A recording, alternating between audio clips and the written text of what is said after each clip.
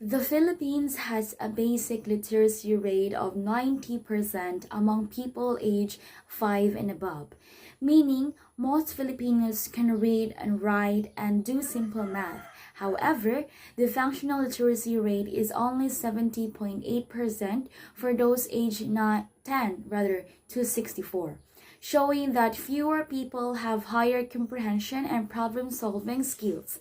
Literacy also differs by region. The National Capital Region, or the NCR, has a high rate of 98.9%, while BAR MM lags behind with 86.4%. In Indonesia, literacy has improved greatly, reaching 99.76% in 2021, showing strong progress in education. Meanwhile, Thailand has a 91.1% literacy rate in 2022, meaning most adults can read and write about daily life. A key insight is that while many people in these countries can read and write, fewer can fully understand and apply what they read, especially in the Philippines, here in the Philippines. This shows that schools focuses more on basic skills than on deeper learning needed for today's job. The impact of this literacy gap is serious. Economically, low functional literacy limits people's chances to work in modern industries and slows national growth. Socially, it keeps many in poverty and reduces their ability to take part in community and national issues.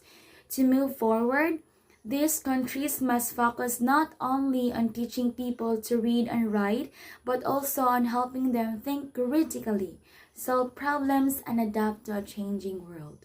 So now let's talk about the functional literacy in Philippines. So the functional literacy in 2025, 70.8%, the age 10 to 64 by FLAMES 2024. In the Asian country A, Indonesia, the functional literacy, it has 55% of students struggle with comprehension by World Bank PISA 2015. And the challenges is to lower reading interest, weak numeracy, rural access gaps, gender disparities, and teacher quality. In the efforts, the national literacy campaigns since 2015, but impact remains limited. So now, let's move forward to the Asian country B, which is the Thailand. So the basic literacy of Thailand, it is the 94%. The functional literacy issues, it is the persist in rural and ethnic areas. So in the programs, smart literacy blends reading, numeracy, life skills, and ICT bilingual education for minorities. So in the barriers, unequal internet access, limited teacher training, low adult reading engagement. So now let's move forward to the insights and implication. So the insight is to despite rising basic literacy rates, Southeast Asian countries still grapple with functional literacy, the ability to apply reading and writing in real life context. The Philippines promotes community learning, while the Indonesia struggles while comprehension and education access, and the Thailand integrates ICT and life skills into its literacy efforts. So this approach highlights that true literacy means using knowledge effectively in daily life. So now let's talk about the implication. So the implication is to advance the functional literacy.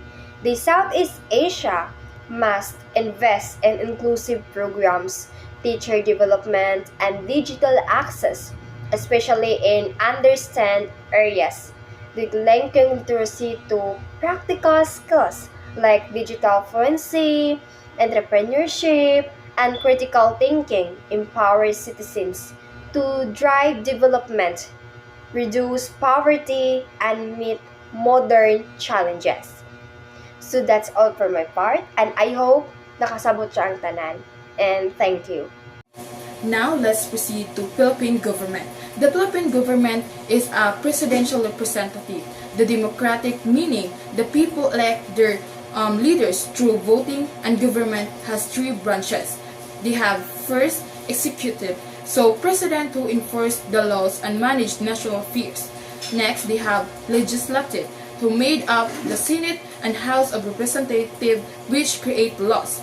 And next, they have the third one is judicial, so headed by the Supreme Court, which interpret laws and ensures justice. These structures ensures balance and power to protect citizen right through democratic participation. And for the Asian country A, which is India, the government of India is a presidential representative democratic republic with a unity state structure, meaning power is centralized under the national government. The president serves as both head and state government, while the people elect representatives to the legislature or India system to promote unity across its many islands and diverse cultures while maintaining strong leadership and public participation in decision making. And for the Asian country B, which is Thailand, Thailand has a constitutional monarchy, meaning it has a king and a head of state. But the country is government according to the constitution. The prime minister elect official lists and governments and handles daily governance.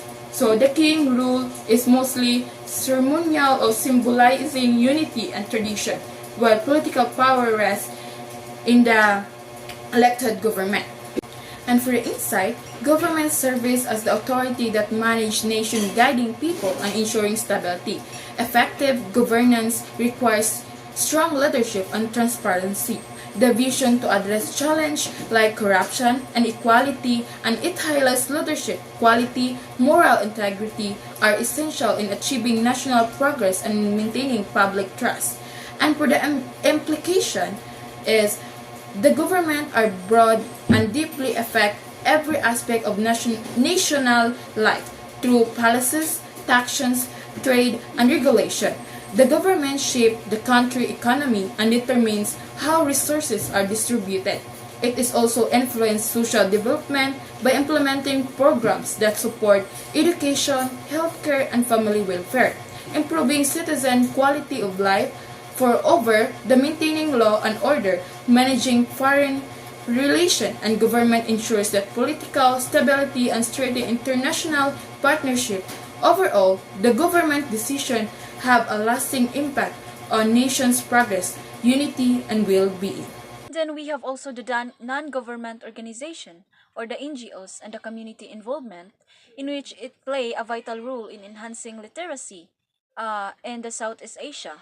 In the Philippines, organization based on my research such as the Philippines Business for Social Progress or the PBSP along with literacy-focused church groups, contribute significantly through community reading centers and adult literacy classes. These initiatives aim to reach marginalized sectors, especially in remote and underprivileged areas where access to formal education remains limited. In Indonesia or in the Asian A, in my research, programs like Taman Baka Masyarakat or the community reading gardens demonstrate how grassroots efforts can complement government literacy campaigns. These community driven spaces not only provide reading material but also encourage lifelong learner among children and adults, particularly in the rural and coastal areas. Collaboration between the NGOs and the local authorities has been instrumental in ensuring sustainability and local engagement. Similarly, in Thailand or in the Asian B, the research showcases strong community learning centers managed under the supervision of local governments and supported by the NGOs. These centers serve as hubs for both literacy and skill development, allowing communities to take ownership of their educational progress.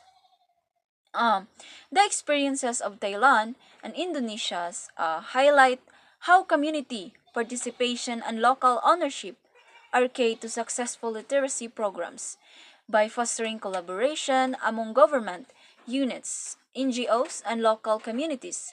Literacy initiatives become more responsive and sustainable.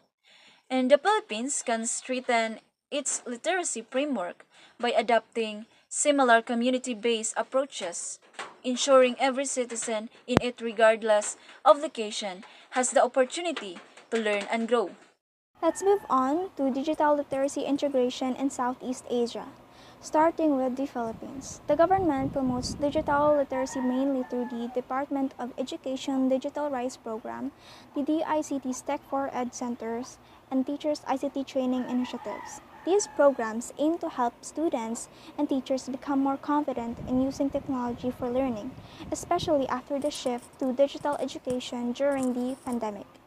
In Indonesia, they have the National Digital Literacy Movement called Cyberkreasi.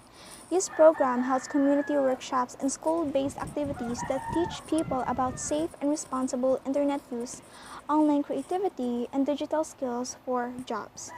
Meanwhile, in Thailand, the government focuses on digital transformation through the Digital Economy Promotion Agency, or the DEPA, and Smart Learning Program and ICT-based community education. These efforts are meant to make technology part of daily learning and economic growth. Now for the insight. Even though many Southeast Asian countries have strong digital literacy policies, the actual results are still uneven. Like the Indonesia's national index literacy is 3.54, which is only moderate, and Thailand still has about 74% of its people below the basic skill level. This shows that having programs alone isn't enough. Real digital skills are still developing. The implication is that countries should not only focus on giving access to technology, but also on creating lifelong digital learning ecosystems. This means improving infrastructure, continuous teacher training, developing local language content, and ensuring digital inclusion for all, especially for marginalized groups and remote communities. After discussing digital literacy, let's now continue to the lifelong learning programs in Southeast Asia. These programs focus on giving people opportunities to keep learning and improve their skills throughout their lives, not just in school, but also in the workplace and the community.